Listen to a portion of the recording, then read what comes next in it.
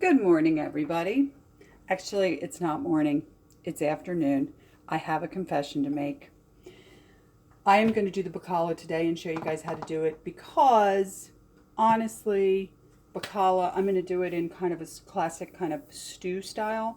And like soups and stews and chilies, this is going to taste better in a day. So I'm actually doing it on Wednesday afternoon, and I am going to upload it tomorrow morning.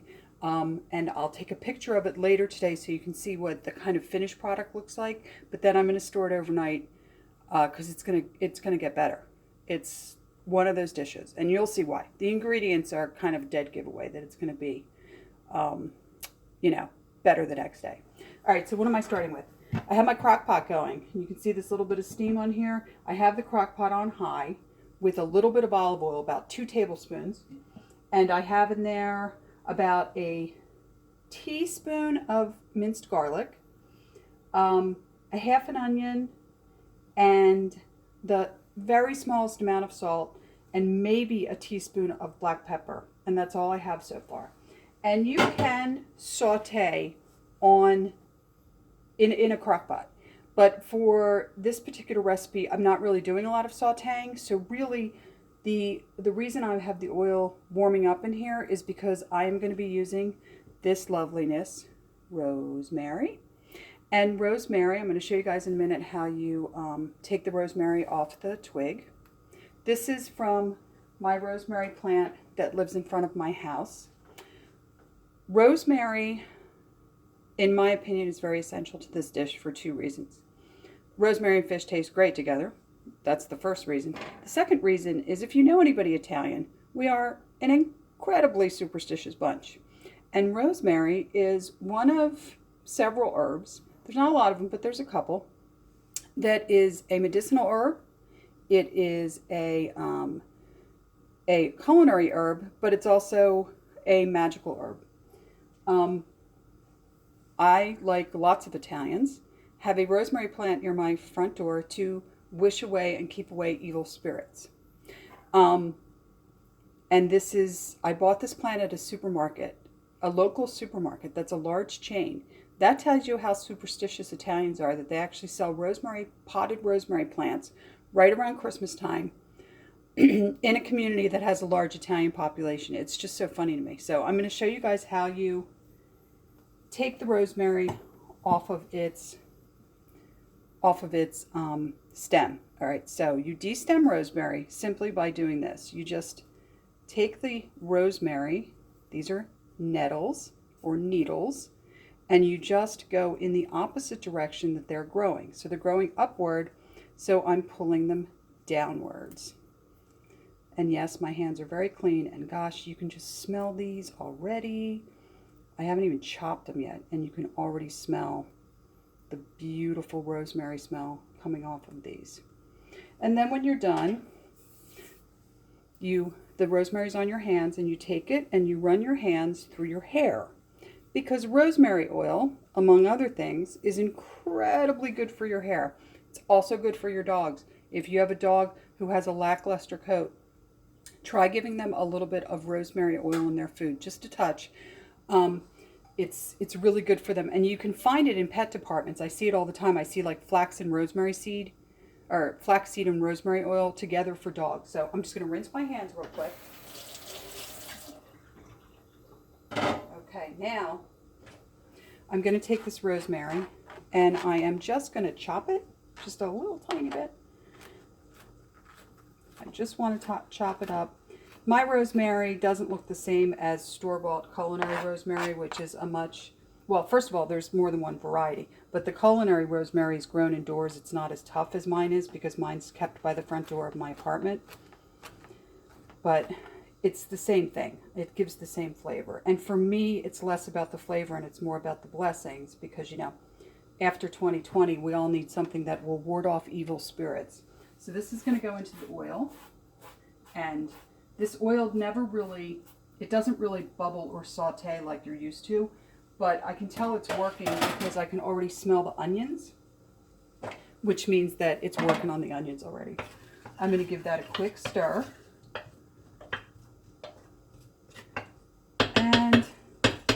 I'm going to cover that for a split second. Okay, guys, now let's look at this Baccala. Okay, so here's my beautiful Baccala. You can see some of the milk is still at the bottom of the bowl. It's been soaking for days and days and days in this milk. And what I'm going to do is take the pieces out, and they are still pretty firm, but they're not, these were hard as a rock. I thought I was going to need a hacksaw to get through these when I first bought this, because I needed to fit them into this glass thing. And they were just, you know, they were huge, because they always are. And I got the smallest one I could find, which is the funny part. I got the smallest one I could find. I'm going to take this piece off here, which is kind of a weird size, because I want to kind of keep this in these big chunks. I'm going to put that in there. It'll flavor it. Now, you can see some of the milk is still stuck in the Baccala. I'm absolutely telling you, leave it. What it's going to do is it's going to create like a rosa kind of sauce in your stew. So here's my Baccala. I'm going to keep it pretty much together. All right, there's one little piece over here I'm going to cut off. These smaller pieces, what they'll do is they'll float around. They'll kind of flavor your dish. So absolutely keep them. And then I have a piece over here that's kind of coming off also. So I'll also trim that down. Because later when this is cooked, and it'll be much softer, I'm going to divide it up into actual fillets for people to eat. Okay, so before I put the Baccala in, the next thing I'm going to do, let me put this so you guys can see how pretty it is. It really is a beautiful piece of fish. It's cod. It's very nice. All right, so the next thing I have here is this is a 1.5 pounds of potatoes. These are like the little creamer potatoes. And all I did with these is the large ones I quartered and the smaller ones. Let me see if I can just find a smaller one. Like, see, some are really small. I just cut them in half. All right, I should have actually done 2 pounds, but they were pre-bagged, and I didn't check the bag size. I thought that they were 2 pounds, and they weren't. But it's not a big deal. Trust me, like, it's not a big deal. Oh, yeah, this sauce is working. I can smell those onions. So I'm going to just layer my potatoes on top of my onions and my garlic.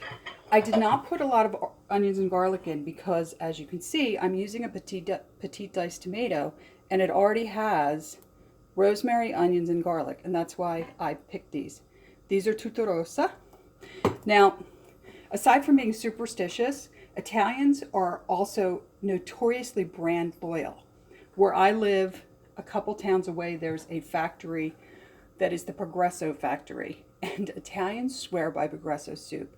And honestly, I think at this point they're owned by Campbell's, but Italians still will buy Progresso and not buy Campbell's, which always cracks me up, but it's an Italian thing. So now, on top of my potatoes, I'm going to layer my pieces of Baccala. I'm putting the thickest pieces in the middle, and I'm going to put the pieces that are slightly thinner on the end, and I'm only doing that because of the shape of the crock pot. You know how these crock pots are this kind of an odd shape? Just going to move them over, make sure everything fits in there.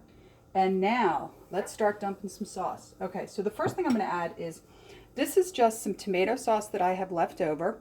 A couple of days ago, I had meatloaf, and I put tomato sauce on my meatloaf, not like a brown gravy.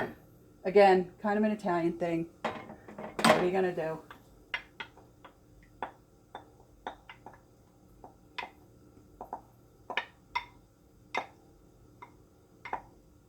Okay. And then I also have, I have 4 of these cans. These are the 14.5 ounce cans. Sometimes you find like 15 ounce cans. And I'm just going to pour these over. These are what's called a petite dice. This is one of my favorite ways to use tomatoes. It's not a sauce and it's not a whole tomato. It's kind of right in between. It's perfect for when you're making a dish like this.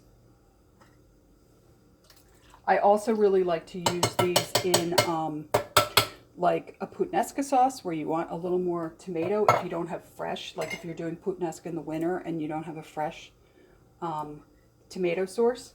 And I also love to use these for chili. All right. And that, my lovelies, is all you have to do. Because, like most Italian dishes, this dish is very simple. A there's a great old saying that I love that I actually learned from, of all people, Nigella Lawson, the famous British chef. And the saying is, French food is about the chef, Italian food is about the food. So until next time, I am just going to let this cook on. I'm actually going to reduce it now that I have the onions going to low. I'm just going to let this cook all day. I'm going to put it in a container. When I'm putting it in the container, I will take a picture for the what's that word? You know what I'm talking, the thumbnail. So you can see what it looks like, plate it up, and then we're going to eat this tomorrow, Christmas Eve, and I will see you later. The next thing I'm going to be making is the baked French toast with panettone. So we'll do that tomorrow. And we'll probably, well, no, I'll do that tomorrow and I'll just upload it that day. But anyway, guys, I will see you. Have a great holiday. And if you like this video, please subscribe, like, leave a comment. I love comments. All of the directions for this will be in the show notes. And I will see you guys later. Bye.